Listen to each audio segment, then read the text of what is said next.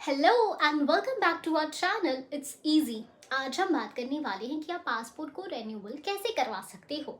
इस वीडियो को पूरा देखना क्योंकि हम स्टेप बाय स्टेप हर एक चीज़ आपसे डिस्कस करेंगे, आपको बताएंगे, तो बिल्कुल भी मिस मत करना। एक चीज़ ध्यान रहे कि हम पासपोर्ट तब रेन्यू करवाते हैं जब हमारे पासपोर्ट की वैलिडिटी ख़त्म हो जाती है। तो चलो शुरू करते हैं। पासपोर्ट सेवा जब आप ओपन करोगे तो आपको सबसे पहले तो खुद को रजिस्टर करना होगा। तो यहाँ पे हम अपने आप को रजिस्टर कर लेते हैं, सारी डिटेल्स डालेंगे। पासपोर्ट ऑफिस आपको कहाँ की चाहिए वो स्टेट आप मेंशन करोगे, हमने दिल्ली डाला है। फिर यहाँ पे आप अपना नाम डालोगे, ठीक है। इसके बाद आता है ईमेल आईडी। आपका जो भी ईमेल होगा ना, आपको ये वहाँ पे मेंशन करना है। फिर इसके बाद आपको एक ऑप्शन आता है कि do you want your login ID to be same as email ID, yes और नो में आप क्लिक करोगे। अगर हाँ है तो हाँ, ना है तो ना। हमने ना करा है। अब यहाँ पे आपको लॉगिन आईडी अपने से फिर क्रिएट करना होगा, ठीक है। जैसे ही आप लॉगिन आईडी अपने हिसाब से डालोगे, उसके बाद आपको पासवर्ड क्रिएट करने का ऑप्शन आता है। जब आप पासवर्ड क्रिएट कर लेते हो तो आपको साइन अप करना होगा। साइन अप करने के बाद आपको OTP आएगा जो आपके रजिस्टर्ड ईमेल पे गया होगा। यहाँ पे आप अपना OTP डालोगे जो भी आपके रजिस्टर्ड मेल पे आया होगा वेरिफिकेशन के लिए। OTP डालने के बाद कंप्लीट साइन अप कर देना है और बैक टू लॉगिन पे आना है। तो क्योंकि हमने ऑलरेडी रजिस्टर कर लिया है तो अब हम लॉगिन करेंगे। तो जो लॉगिन आईडी आपने बनाया है वही लॉगिन आईडी आप यहाँ मेंशन करोगे और कंटिन्यू पे क्लिक कर दोगे। जैसे ही आप कंटिन्यू पे क्लिक करते हो ये पेज दिखेगा जहाँ पे आपको वापस से लॉगिन आईडी डालना होगा और यहाँ पे आप पासवर्ड और OTP के थ्रू भी लॉगिन कर सकते हो। तो अगर आपको पासवर्ड याद है तो आप अपना पासवर्ड टाइप करो और चुपचाप से लॉगिन कर लो। हमने पासवर्ड डाल के लॉगिन करा है।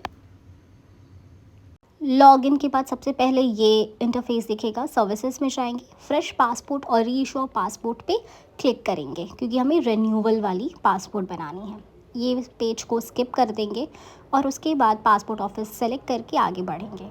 फर्स्ट पेज पासपोर्ट टाइप है, अप्लाइंग फॉर री इशू ऑफ पासपोर्ट पे क्लिक करेंगे और यहाँ पे आपको अपने रीजंस देने होंगे, क्यों एक्सपायर हुआ है, कब एक्सपायर हुआ है, ये सारी चीज़ें, ठीक है। तो देखो यहाँ पे validity expired with in 3 years मेरे केस में, तो हमने उस पर क्लिक करा है। फिर टाइप ऑफ एप्लीकेशन जो है वो नॉर्मल है और पासपोर्ट बुकलेट 36 पेज का हमने सेलेक्ट करा है। इसके बाद सेव एंड नेक्स्ट कर देना है। फिर अगला पेज जो आएगा वो सेकंड पेज होगा एप्लीकेंट डिटेल्स का। यहाँ पे आपको अपना फर्स्ट नेम, फिर उसके बाद सरनेम, जेंडर, या फिर have you ever been known by other name, yes और नो में करना है। Have you ever change your name, yes और नो, जो भी होगा आपका आंसर आपको उसके अकॉर्डिंग करना होगा। Date of birth Aadhaar card वगैरह में जो भी है वही मेंशन करोगे। फिर आपको यहाँ पे प्लेस ऑफ बर्थ बताना होगा, मैरिटल स्टेटस बताना होगा। फिर is your place of birth out of India, yes और नो में बताना होगा। सिटीजनशिप ऑफ इंडिया बाई क्या है आपको वो मेंशन करना होगा। यहाँ पे आपको अपना स्टेट, डिस्ट्रिक्ट, ये सारी चीज़ें मेंशन करनी है। अगर पैन है आपके पास तो वो उसका नंबर लिख दो, नहीं है तो फिर वोटर आईडी नंबर लिख के आगे बढ़ो। यहाँ हम अपना डिस्ट्रिक्ट और स्टेट डाल लिए हैं। अब आते हैं citizen of India by birth ही होगा ऑब्वियसली, तो आप बर्थ डाल दोगे जैसे हमने यहाँ डाला। पैन नहीं है तो रहने तो है तो भी चलेगा। एम्प्लॉयमेंट टाइप आपको अपना मेंशन करना होगा, आप सैलरीड हो, प्राइवेट हो, गवर्नमेंट हो, whatever sector you are, in whatever sector you are आपको वो मेंशन करना होगा। इसके बाद आता है कि is either of your parent in case of minor spouse और गवर्नमेंट सर्वेंट, येस और नो में बताना होगा। अगर है तो येस, नहीं है तो नो, ठीक है। एजुकेशन क्वालिफिकेशन आपको बतानी होगी और एजुकेशन क्वालिफिकेशन जो आप बताओगे उसके अकॉर्डिंग आपको ECR नॉन ECR वाला मिल जाएगा। इसके बाद आपको ये नो पे अग्री करना है, ठीक है। उसके बाद सेव एंड नेक्स्ट करके आगे बढ़ोगे। ये खोलेगा आपका थर्ड पेज, ठीक है। यहाँ पे आपको अपने फादर का नाम लिखना होगा, उनका सरनेम लिखना होगा, मदर का नाम लिखना होगा, फर्स्ट नेम, मिडिल नेम। अगर फर्स्ट नेम और मिडिल नेम दोनों है तो आप ये गिवन नेम वाले पोर्शन पे ही लिखोगे, उसके बाद सरनेम लिखोगे, ठीक है। लीगल कोई गार्डियन है तो ठीक है, अदरवाइज आप सेव और नेक्स्ट करके आगे बढ़ जाओगे। जो फोर्थ पेज है वो है एड्रेस डिटेल का, ठीक है। यहाँ पे आपको सारी चीज़ें भरनी है, जैसे is your present address out of India, मेरे केस में नहीं है तो मैंने नो कर दिया। हाउस नंबर बताना होगा, स्ट्रीट नेम बताना होगा। फिर आप देख सकते होगे कि इसके बाद विलेज है, टाउन है, पिन कोड भी आपको मेंशन करना होगा, स्टेट मेंशन करना होगा, डिस्ट्रिक्ट मेंशन करना होगा, आपका जो पुलिस स्टेशन है वो भी आपको यहाँ पे मेंशन करना होगा। लेकिन एक चीज़ जो ध्यान देने वाली है यहाँ पे, जैसे कि मान लो कि हमने तो अपना स्टेट दिल्ली करा है, डिस्ट्रिक्ट ईस्ट दिल्ली करा, और पुलिस स्टेशन आपका जो भी होगा आपको वो मेंशन करना है, ठीक है। तो हमारे केस में मयूर था, हमने वो कर दिया, मयूर विहार मतलब। अब मोबाइल नंबर की बारी, मोबाइल नंबर आप डालोगे, लेकिन ये चीज़ आपको ध्यान रखना है कि इसमें कंट्री कोड नहीं डालना है आपको, ठीक है। ईमेल आईडी मैंडेटरी है, तो आप ईमेल आईडी अपना डालोगे। और इस परमानेंट एड्रेस अवेलेबल, अगर आपका परमानेंट एड्रेस अवेलेबल है तो येस और नो पे क्लिक करके आगे बढ़ जाना है। इसके बाद जो है आप आओगे 5th पेज यानी इमरजेंसी कॉन्टैक्ट में। तो जो भी इमरजेंसी कॉन्टैक्ट आप डाल रहे हो, वेदर अपने फादर का, मदर का, फ्रेंड का या किसी का भी, तो उनका नाम आपको लिखना होगा, एड्रेस लिखना होगा, ठीक है। उसके बाद आपको उनका मोबाइल नंबर भी लिखना होगा, सेम जैसे आपने अपने एड्रेस में डाला था विदाउट कंट्री कोड, वैसे करके आपको आगे बढ़ जाना है। फिर जो पेज खुलेगा वो रहता है 6th पेज, यानी प्रीवियस पासपोर्ट कुछ है या नहीं है। तो ये सारे सेक्शन में नॉर्मली आप पढ़ लेना अच्छे से, मेरे केस में सारे नो पे ही होगा, तो हम इस पे नो पे करके आगे बढ़ रहे हैं, ठीक है। सेव एंड नेक्स्ट कर देंगे। अब जो पेज खुलता है वो आता है अदर डिटेल्स का। मोस्टली क्या होता है ना कि ये सारे डिटेल्स हमेशा नो ही रहते हैं। हो सकता है कि आपके केस में कोई एक आध चीज़ येस हो जाए, इसलिए अच्छे से पढ़ना, उसके अकॉर्डिंग इसका जवाब देना, ठीक है। तो मेरे केस में तो सारी चीज़ों में नो नो नो नो ही है, आप देख सकते हो, ठीक है। तो फिर अब हम आगे बढ़ेंगे, इन सारे चीज़ को सेलेक्ट करके हम आगे बढ़ते जाएंगे।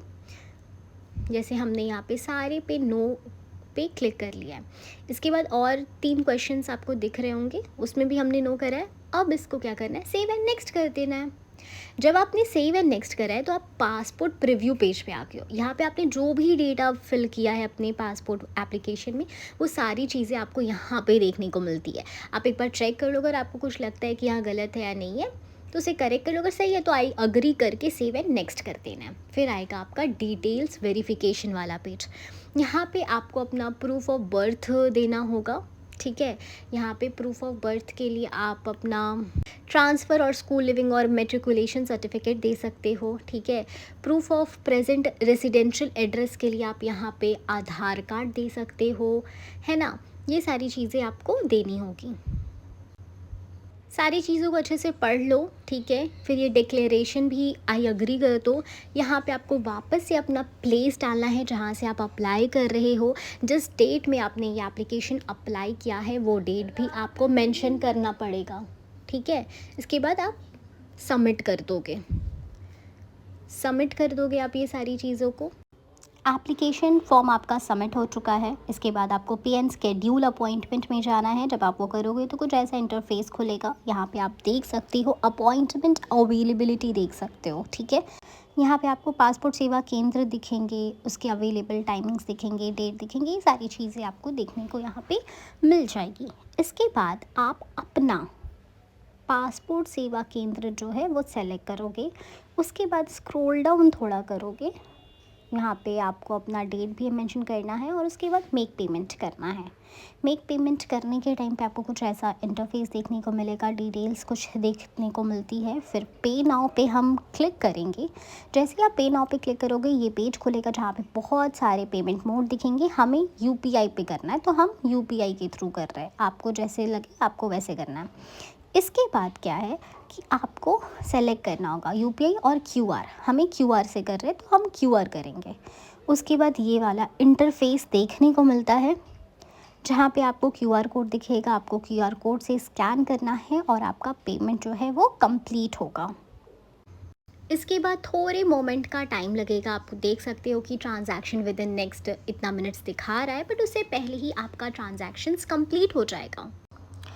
उसके बाद आपको ये पेज देखने को मिलेगा जहाँ पे आप अपना अपॉइंटमेंट रिसीट को प्रिंट कर सकते हो।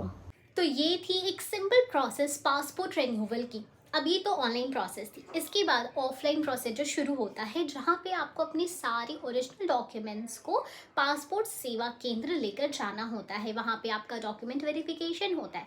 जब आपका डॉक्यूमेंट वेरिफिकेशन हो जाता है, वहाँ से आप क्लियर हो जाते हो, तब जाके आपका पुलिस वेरिफिकेशन होता है। और जब पुलिस वेरिफिकेशन होता है, वो वहाँ से भी आप सारी चीज़ें पास कर जाते हो, तब जाके आपको आपका पासपोर्ट मिल जाता है।